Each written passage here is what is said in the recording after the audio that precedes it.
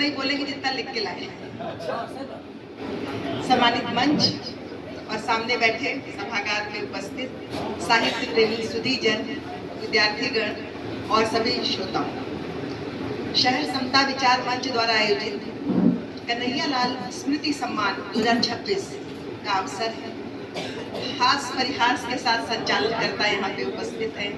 होली का माहौल है, सब कुछ हल्का हल्का सा है, तो छोटी मोटी बातें मैं भी कर लूँ।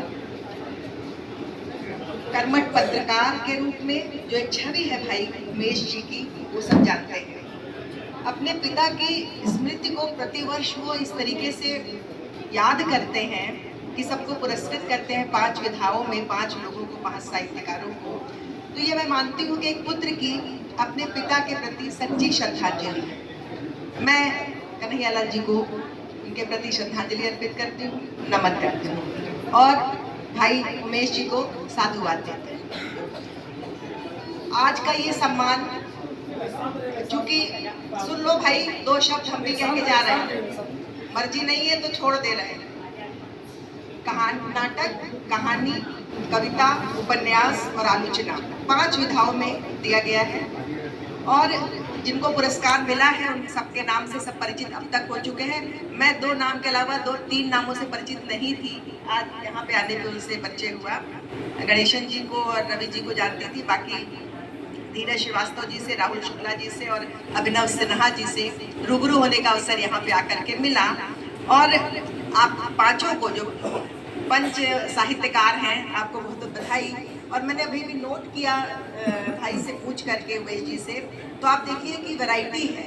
जो लेखक गण हैं वो सब लिटरेरी दुनिया में अलग अलग विधाओं से, अलग अलग क्षेत्रों से आते हैं। 2 इसमें शिक्षक हैं, रवि मिश्रा जी और गणेशन जी।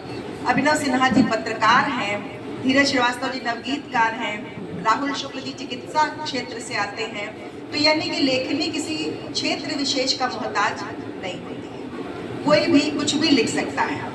और जहाँ तक कहानी, कविता और उपन्यास की बात है, नाटक को भी इसमें समाहित कर लेती हूँ कि श्रव्य विधा और दृश्य विधा की अगर हम बंटवारा करते हैं साहित्य में, तो कहानी, उपन्यास और कविता दृश्य नहीं होती, लेकिन पढ़ते पढ़ते हम देखने लग जाते हैं। नाटक दृश्य होता है, लेकिन सुनते सुनते हम सब समझने लग जाते हैं बिना मंचित हुए। तो ये एक अजीब तरीके का गुलदस्ता है जिसमें आप सब ने देखा कि अलग अलग विधाओं में लोग पुरस्कृत हुए। जो अलग करने वाली बात थी वो कल्पना और यथार्थ। तो जो 4 विधाओं का मैंने नाम लिया, उसमें कल्पना और यथार्थ की तो गुंजाइश रहती है।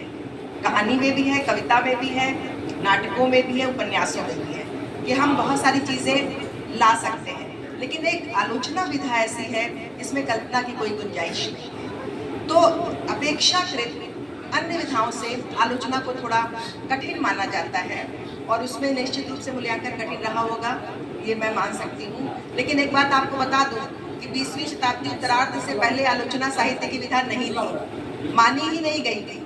वो तो किस तरीके से उसको शामिल किया गया, तो रामचंद्र शुक्ल का इसमें बहुत बड़ा योगदान है और उस पर उनका काम है गणेशन जी का, तो उनको भी बहुत बहुत साधुवाद। और जितने लोग पुरस्कृत हुए हैं सबको मैं बधाई देती हूँ कि उनकी लेखनी इसी प्रकार से गतिशील रहे। और देखिए, कोई भी लेखक सम्मान पाने के लिए नहीं लिखता है, वो उद्गार होते हैं, उसकी अभिप्रेरणा होती है, उसके अंदर के भाव होते हैं।